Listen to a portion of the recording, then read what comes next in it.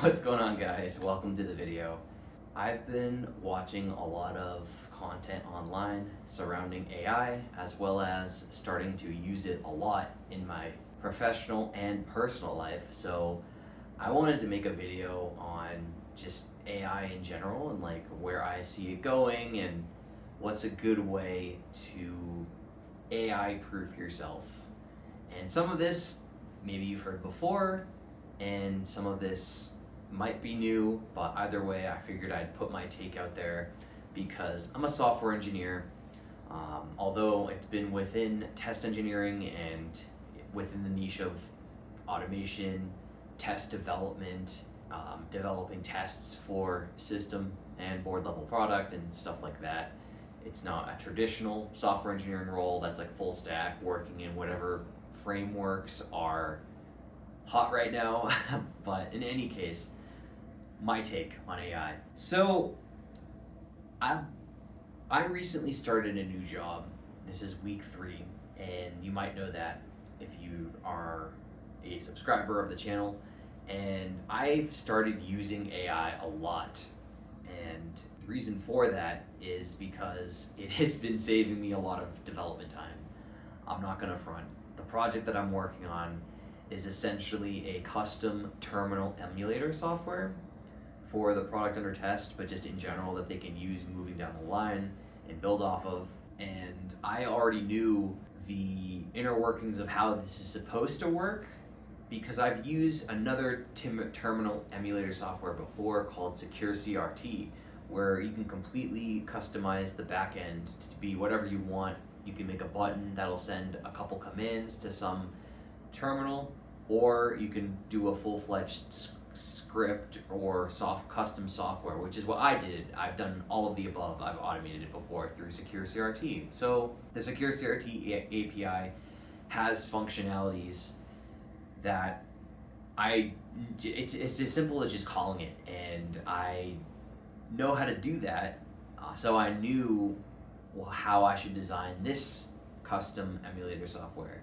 Why didn't I just use Secure CRT? Well, I might end up using it at some point, but what I did over the last few weeks ended up being a little bit quicker. So here we are. I got my own custom terminal emulation app. And I'm sorry if I lost you, if you're not a software engineer, but my point is, the reason why I bring this up is because I designed it with AI. So I said I knew the functions essentially that I needed to create, and I designed this thing using like object-oriented design patterns, but AI wrote the freaking functions for me. Like, I'm just gonna be honest. And it's been working fine. like, like I said, like, it's been working fine. I've tested it several times now, and it only garbles up the output if the device under test is already having a malfunction. Like, if it's connected via serial port, and if the serial port is not stable or the connection's trippy, that's going to throw off the whole output and the whole automation. But at that point, we don't care because the automation wants and expects a working product. So it's fine. But all that to say, I would argue that AI did a better job than I would have, because there were certain situations that it basically knew what to look for already. And like, for example, when you're sending a command to essentially the device, you know that it's done when a prompt comes back, and that prompt can change whether you're on the program you're running your automation on, or if you're directly on the device. Like, the prompt could be different.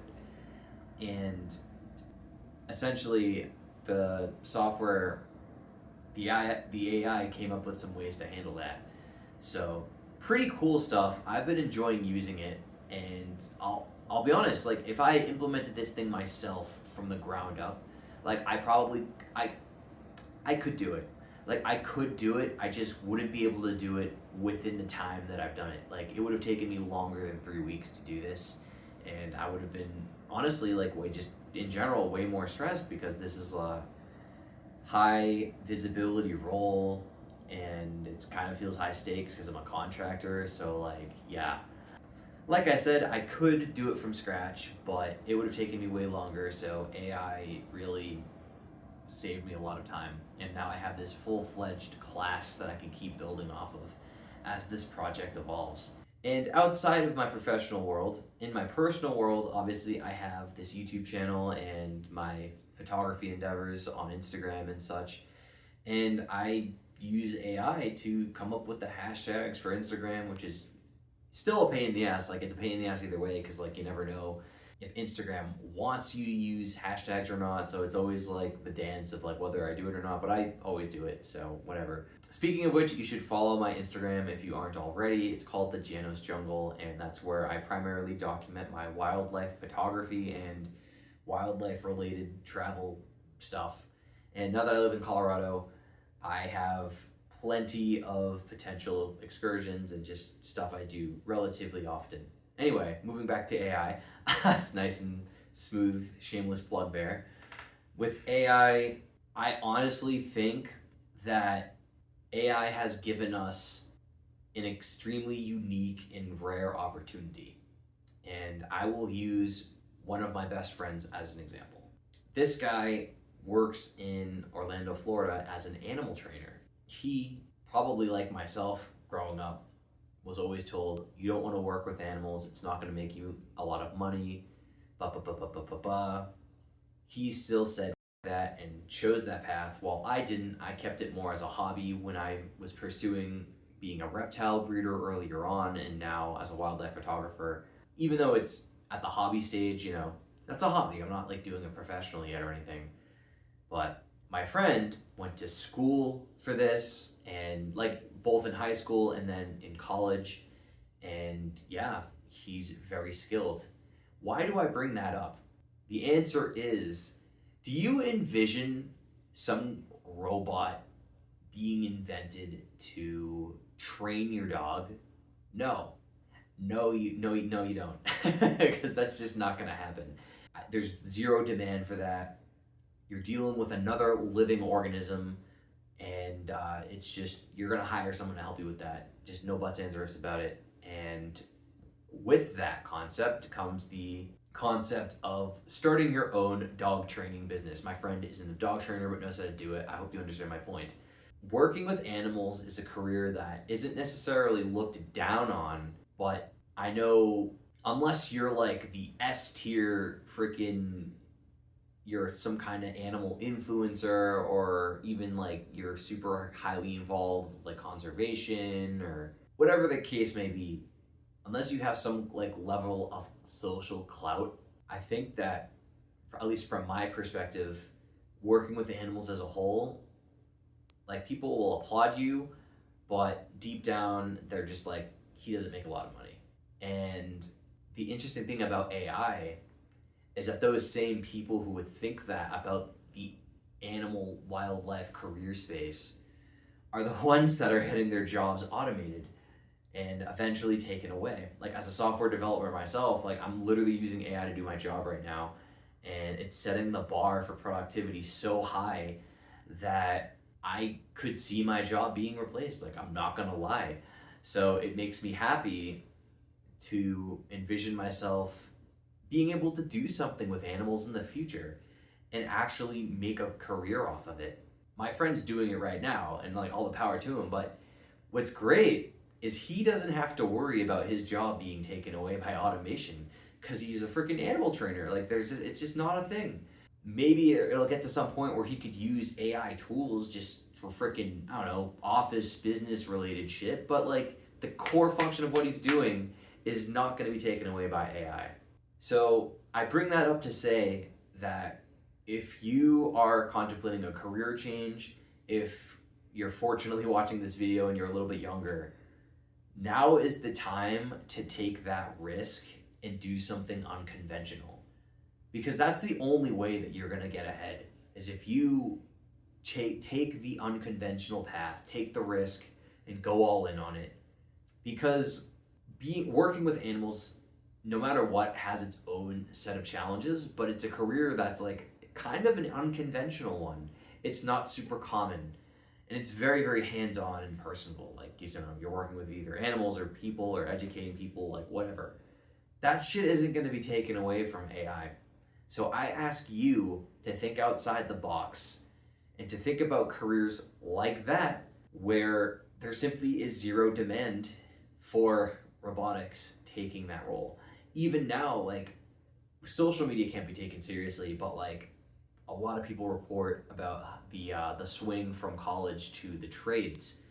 I envision in a certain amount of time, the trades could equally become saturated, but at the same time, there is a huge incentive for trades to be eventually automated. That might sound insane, and I personally don't expect that to happen within my lifetime, but I think in the next lifetime, like, I don't know, however many generations, like, 100 years from now, will be far enough ahead to be able to replace certain things. So I genuinely don't think anything is safe. I think the things that you don't expect or are just not actively thinking about are safe. Like working with, I keep bringing it up, working with animals. Like it might not be a super well paying field, but it's all about what you make it. And hey, at least you have a job. Like at least you're doing something fun every day of your life. Every job has its own set of challenges, but hopefully you're in a position where you can pick the challenges that you're solving every day. So another interesting thing is like I actually asked ChatGPT, what niches of photography do you envision being safe?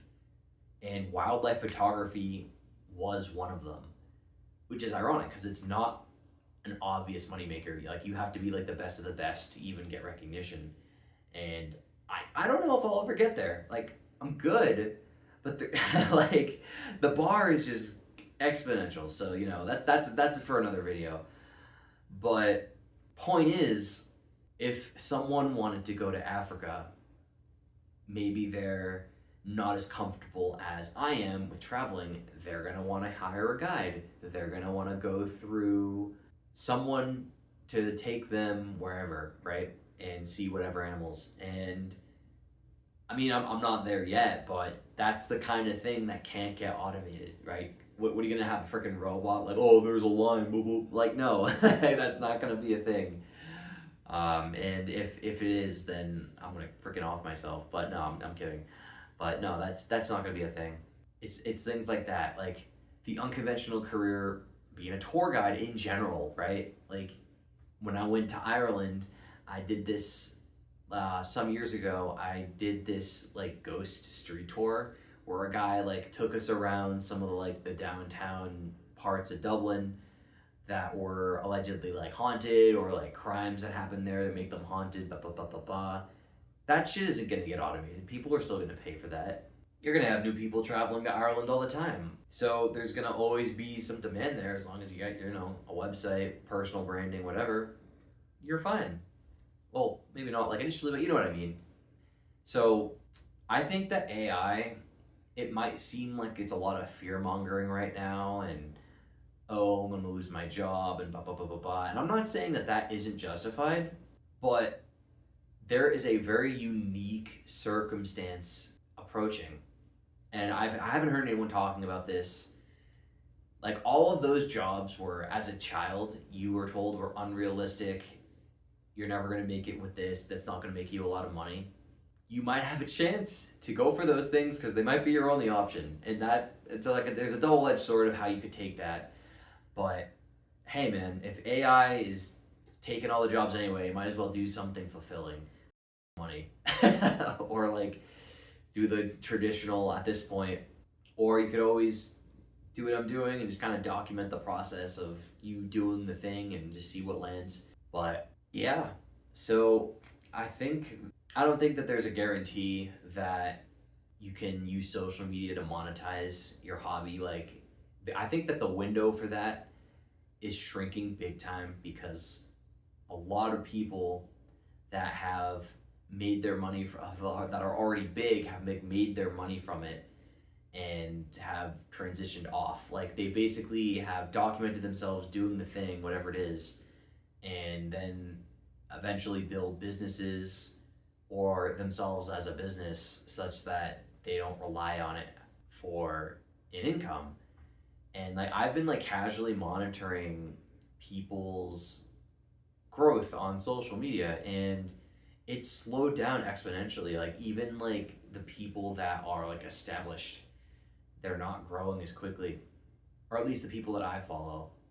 So I think that the window of time to grow on social media and be like a traditional influencer and like be like, I don't know, like a freaking a pet influencer or something, like that the opportunity is there. It's just getting farther and farther out of reach every day with the way that social media is evolving and the algorithm and stuff. Like there's no like guarantee to anything. So, but I think that is the more people that start to realize that they have everything to lose from not going after what they actually want in life is when we're going to start to see positive changes. And this is coming from someone who lives in a first world country, so like I understand with that comes an immense amount of privilege, and not everyone in the world will have the opportunity to pursue what they want because it's just different everything. And it kind of just is what it is. I don't know whether or not we can get there as a civilization such that everyone can have that opportunity. Like that's beyond the scope of this video. But I hope you understand the point of what I'm trying to say here. It's that AI is not the whole end all be all that it's being painted as. Sure, it's kind of scary, and a lot of people are going to be displaced from their jobs. And I mean, like, even me, as at least for right now, a relatively higher earner working for one of the top companies in my field, like, this isn't going to last forever. No way. Like, AI is going to be all over this shit sooner than later. And when that day comes, I'll be ready because I'll be ready to pivot into my true passions in life. And I think that's what life's all about. So if this resonates with you, if you like this video, give me a like, subscribe, follow, the whole shebang. And if you enjoy listening to me just talk about stuff like this, these videos are the videos that I don't have any friction in making. I just kind of, sit down and talk, and it's easy. So like, I don't have a problem making these every so often. I don't know, maybe like once a week or something to keep the ball rolling and just kind of document things. So yeah, I think that's kind of how you keep it real in the AI age, right? Like just to prove I'm not some kind of freaking bot. So if you made it this far, I appreciate you, and I will catch you on the next video.